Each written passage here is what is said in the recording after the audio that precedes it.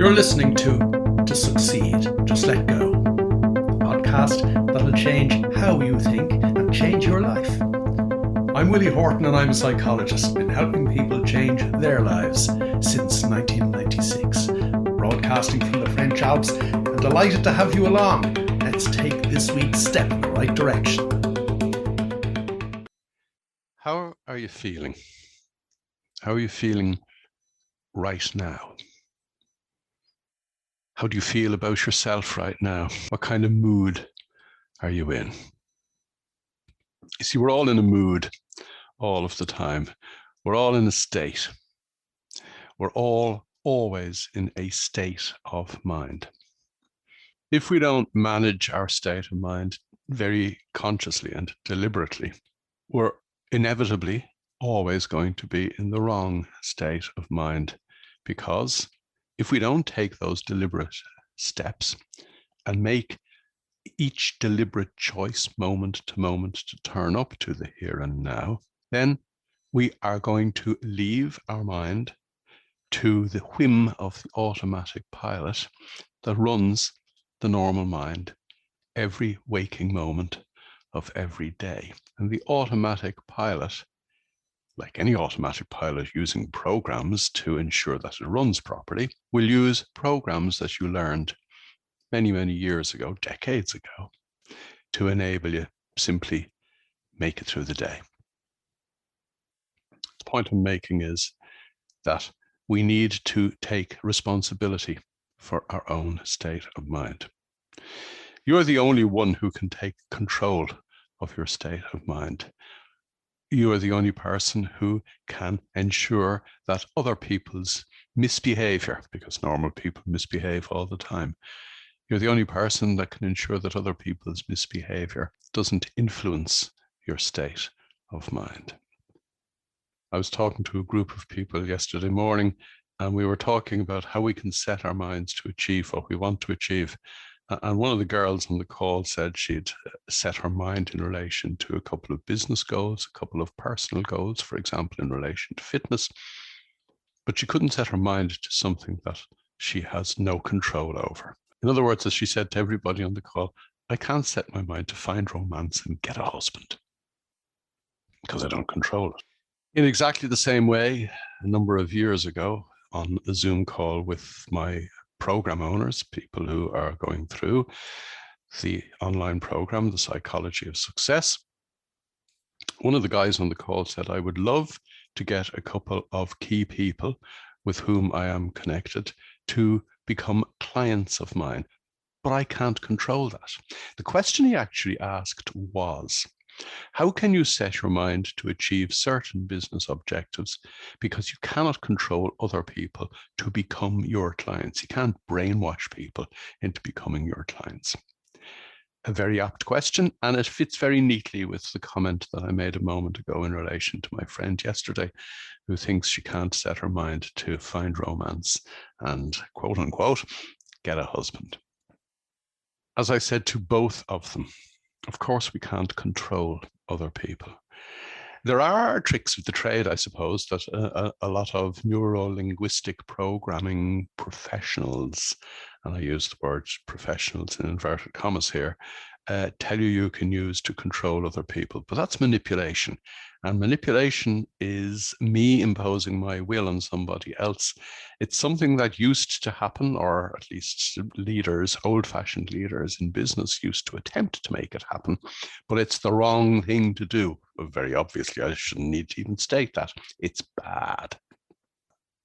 But to come back to the point I'm making, obviously, you can't control other people, nor should we wish to control other people. Some control freaks, self-confessed control freaks with whom I've worked over the years, have realized very early on that it's very bad to try to control outside events and other people, by virtue of the fact that in this world of ours, we ultimately control absolutely nothing at all. As I've said to a number of people over the last couple of years, imagine sitting in the boardroom of Qantas or Air France last November, 12 months, around October, November 2019, where they were planning their business growth for 2020. And then what happened in 2020, unprecedented in the airline industry. We never know what's going to happen next, and we don't control anything in our lives, except one thing, which I'll come back to in a moment.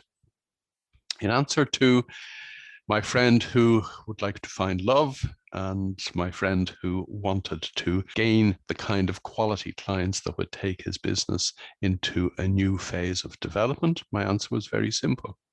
We can't control other people, but when we control our own state of mind, which is the one thing that I mentioned a moment ago over which we have absolute control, when we control our own state of mind, we greatly influence everybody else. The interesting thing is that, as I said to the lady yesterday morning, I know a number of people who have set their minds to find love and find their ideal partner. And so it has come to pass, because in setting their minds and then turning up to the here and now, they actually become present in a way that makes and leaves an impression with those around them. In other words, they begin to become an influence to those around them. You see, normal people operating on autopilot influence nobody. They can't even influence themselves enough to bother to turn up to their own lives in the here and now. But when you do turn up to the here and now, and you know why you've turned up to the here and now, and I'll explain what I mean by that in a moment, then you greatly influence the situation in which you find yourself. As many of my clients tell me, in turning up to the here and now, they begin to cultivate the environment in which they find themselves, which creates the opportunities that enable them move in the direction they want their businesses to go, but more importantly, I suppose, want their lives to go. As I said a moment ago, we control nothing in our lives but one thing, and it is the all-important thing: your own state of mind. As I said at the top of this episode, we're all in a state all of the time. If you wake up in the morning to the alarm clock, you're already in the wrong state of mind because your subconscious mind wasn't ready to wake up. When you wake up without an alarm clock, you have woken up at just the opportune moment. What might be described, I suppose, as the perfect moment. I'm always talking about perfect moments, and indeed, winning the business of a new client for my friend who wanted to grow his business was indeed a perfect moment. What he actually did was he handwrote how he would feel having come out of meetings with potential new clients, how he would feel about having nailed it, having got it just right, having hit the sweet spot.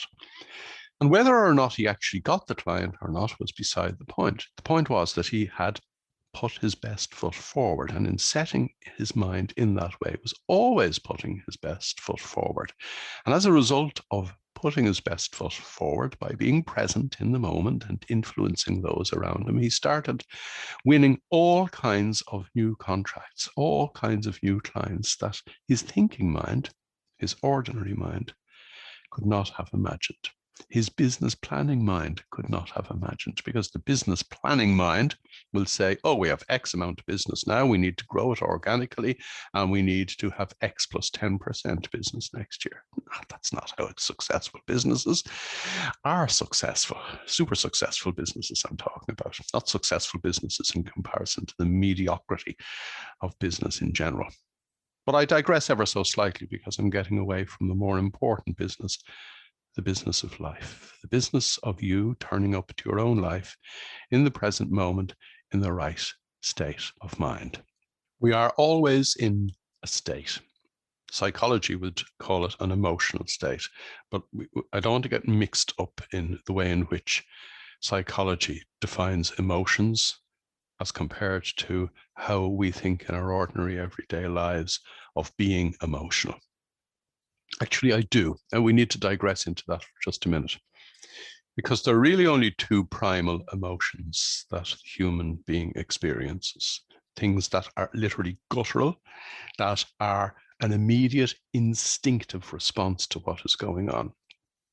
And they're at both ends of the spectrum, both extremes. One is love, people falling in love, you just can't help it. And the other is primal fear. I've deliberately preceded the word fear by primal, because I'm talking about being absolutely scared stiff when you realize that a bear has confronted you from the bushes. That's how we were wired, to be afraid, to be motivated to run away, and to live to fight another day. That's why the part of the brain that does all these good things is called, in psychology, the fear, motivation, and reward pathway of the brain. In the modern age, you might be standing in the road and realize that a truck, a large vehicle, has lost control and it's coming straight for you. The same primal fear and the same primal urges get us out of that situation. But an awful lot of people say to me that they can't do something that they know they need to do to move their lives forward because they're afraid.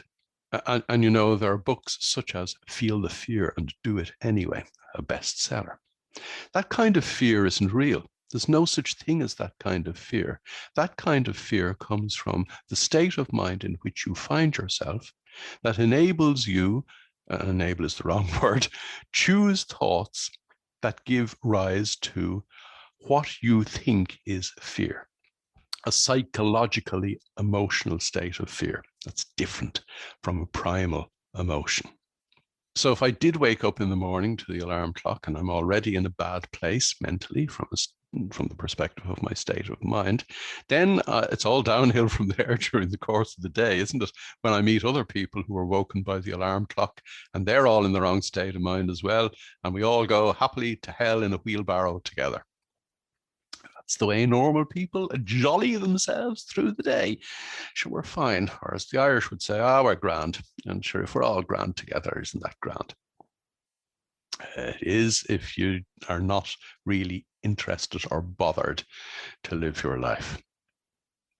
But you can live your life to the full in the here and now by taking charge of your state of mind, by making that one all-important choice that you and I need to make now. Am I present or am I operating on autopilot? That's why I asked you at the start of this episode, how are you feeling? How do you feel about yourself? What emotional state do you find yourself in the here and now? You see, the problem with all thought-fueled emotions, and let's remember that I'm leaving out the pure love and the primal fear. All other emotions are not instinctive. All other emotions are the result of a daisy chain of self-destructive thought. So say you were in a frustrated state of mind. You got up this morning, things aren't going your way because you didn't bother to set your state of mind, and the day is going downhill gradually, and you're going further and further into the ordinary rut of ordinary everyday life. Say you're getting frustrated during the course of the day. So you're now in a frustrated state of mind. Stick with me on this one.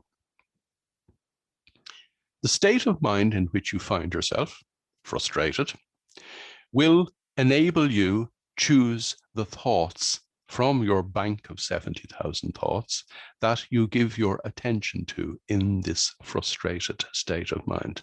So if I'm frustrated, I'm going to choose more thoughts that further frustrate me. You must remember, for starters, even if I wasn't frustrated, the subconscious mind, in paying attention automatically to the 70,000 thoughts that whiz through our head every day, will always plump for the negative thought over the positive thought. And that's just the baseline of how the automatic pilot works. But say I've got myself into a knot and I'm frustrated and I'm now in that emotional state of mind. That emotional state of mind is going to, as I said a moment ago, enable me choose my next thought.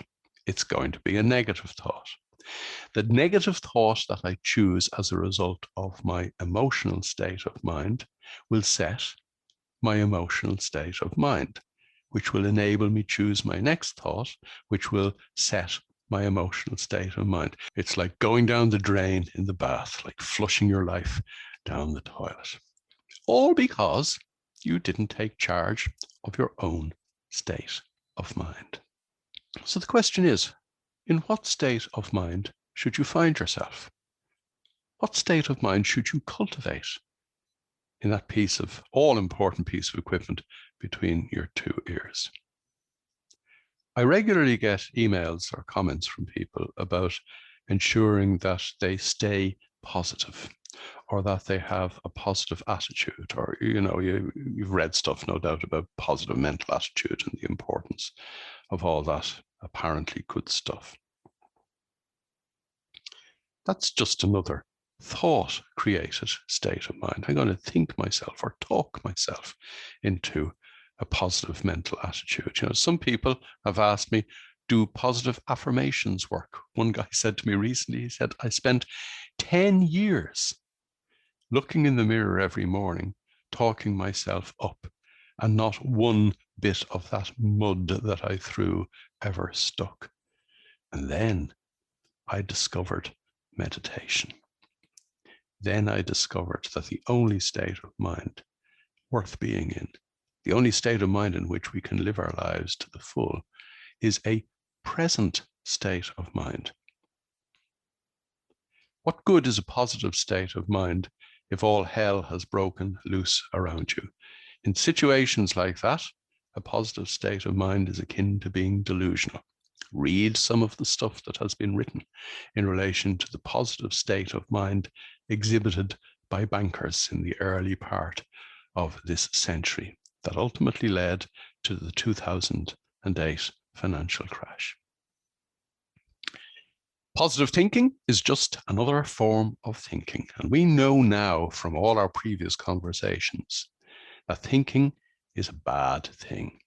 I'm not talking, by the way, about using your thinking mind to do things that you're paid for. For example, a lawyer is paid to think about how he can best represent his client and then obviously go and do it.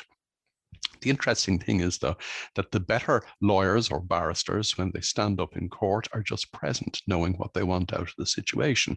They're not thinking about it anymore. But in any event, that's not the thinking I'm talking about. The thinking I'm talking about is the way in which our subconscious minds pay daily attention to the rubbish in your own head.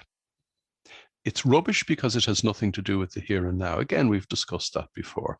This rubbish, 70,000 bits of rubbish according to the Neural Lab at UCLA, peppers our subconscious mind every day in a manner which ensures that we make it through the day.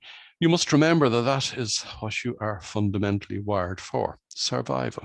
You want more out of life, otherwise you wouldn't be listening to me. You get more out of life by turning up to life. It is as simple as that. Yeah, there's all kinds of research done on this. Yes, the shelves of bookshops are filled with self-help, popular psychology, and personal development books that complicate the simple.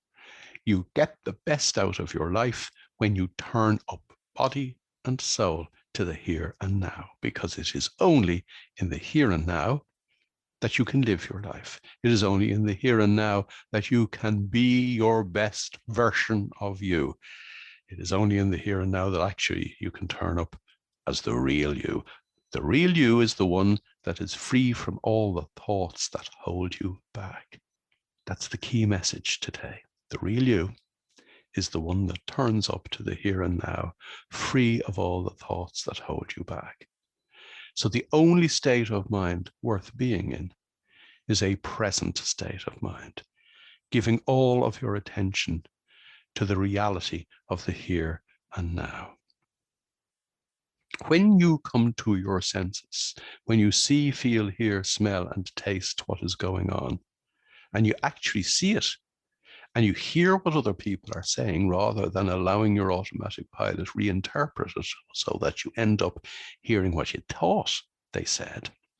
When you actually experience what's really going on, you can move through life effortlessly, doing just the right things in the right way at the right time, being able to influence every situation in which you find yourself because you've taken control of the one thing over which you and only you can exert absolute control. Your own state of mind. Once you grab hold of the levers of power in your own mind, you are in the driving seat. Once you have ensured that you have turned up to the here and now, you can be as agile as an Olympic gold medalist. Indeed, just as I mentioned, high-performing sports people. Have you ever noticed how high-performing sports people have a composure about them, seem to have more time to do what they need to do than all the other also-rans?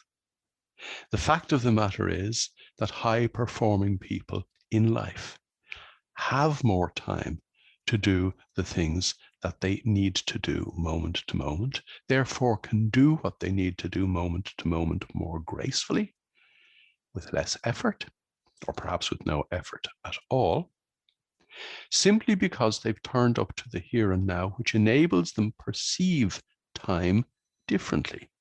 So we've known that time is relative for the last nearly 100 years since Einstein's writings on relativity. Your version of time is your version of time. If you are thinking your way through the day, if you're totally removed from the here and now because your mind is on autopilot, the day will drag. If you're in flow, you're present, just doing what you need to do to get to where you want to go, the day will fly, because time is relative.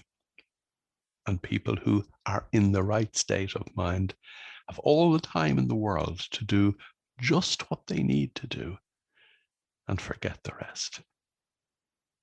So you have a responsibility to yourself, first and foremost. The responsibility that you need to grasp is the responsibility that you take for your own state of mind, because you are the most important person in your life. If you don't take responsibility for your own state of mind, you are a loose cannon and a danger to those around you. And in particular, a danger to those that you claim to love. And it can only be a claim rather than a reality if you haven't taken charge of your own state of mind, and if you haven't become completely present in the moment with and for those you love. So the primary responsibility you have today is to ensure that you look after yourself. You look after your own state of mind. When you wake up in the morning, regardless of whether an alarm woke you up or not, you ensure that you spend a couple of minutes taking charge of, as I said a minute ago, the levers of power between your own two ears, taking charge of your own state of mind by ensuring that you meditate for a few minutes and come into the present moment. I got an email yesterday from somebody in Toronto who I don't know. He's not a client. He's not an owner of the online program.